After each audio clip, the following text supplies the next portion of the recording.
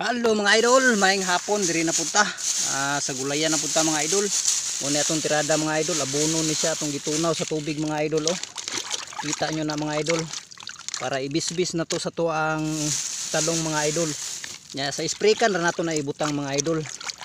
Para diretso na siya ikuan sa punuan mga idol. Anra na siya. Para tong gulayan mga idol oh. Pakita na ko siya kung saan na to pag-spray sa punuan mga idol.